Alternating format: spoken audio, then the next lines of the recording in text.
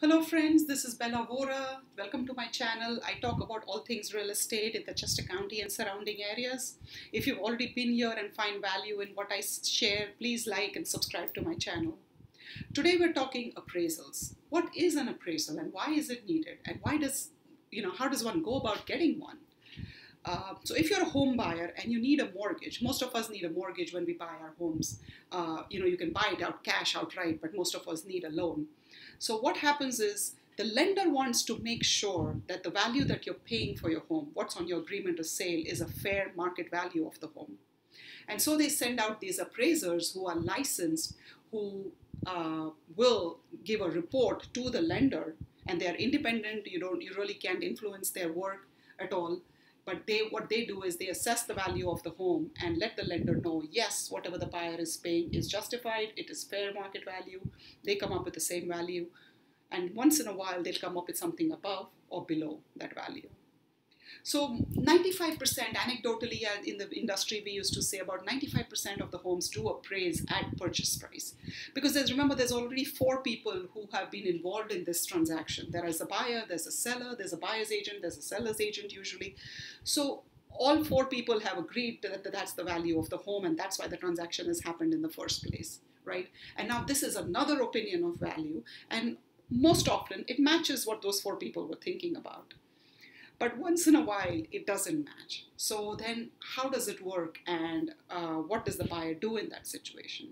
So what the appraiser has done is that they've compared this home that the buyer is buying to the other recent homes that are actively for sale and what have sold recently in the area.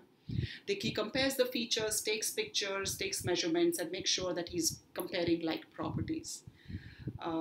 So if the appraiser comes back and says, hey, the value of the house is higher than what the buyer is paying for it. Hey, more power to you. The buyer's done a great job of finding themselves a great home. The agent did a great job of negotiating on their behalf.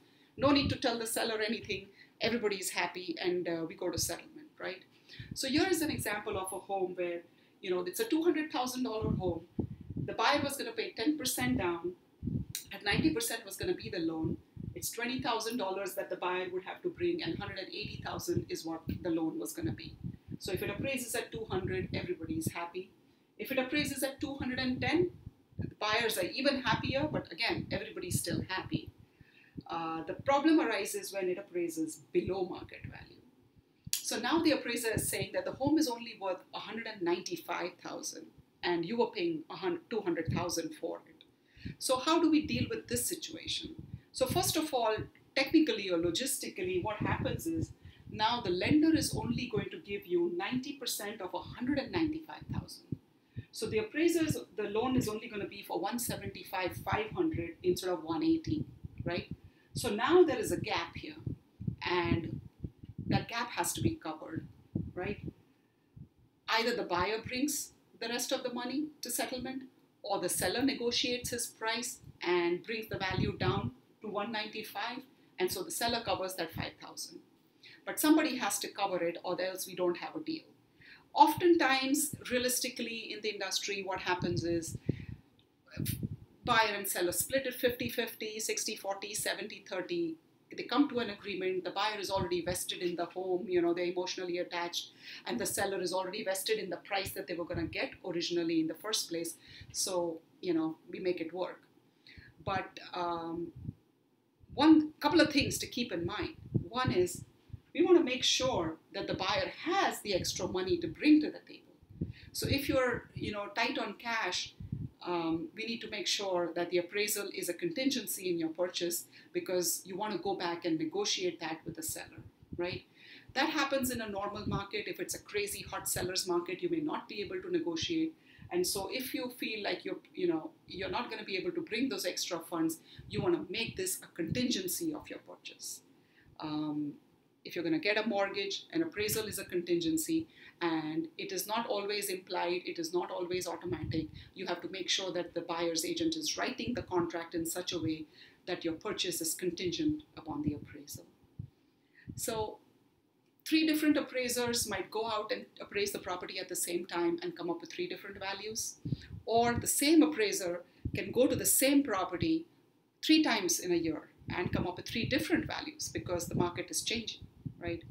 So it is an opinion of value at that point in time, and it could change if the appraiser is switched, or it could change if the time is switched. So hope this helps. It is just a sort of a double check that the lender wants, and to make sure that the price that you're paying for your home is a fair one.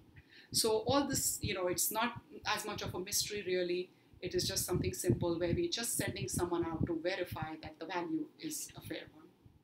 Hope that helped. This was the basics on appraisals. In another video, I will be covering some of the complications that come up and how in a seller's market you can bid and waive the appraisal contingency, and what are the things you need to look out for before you waive the contingency.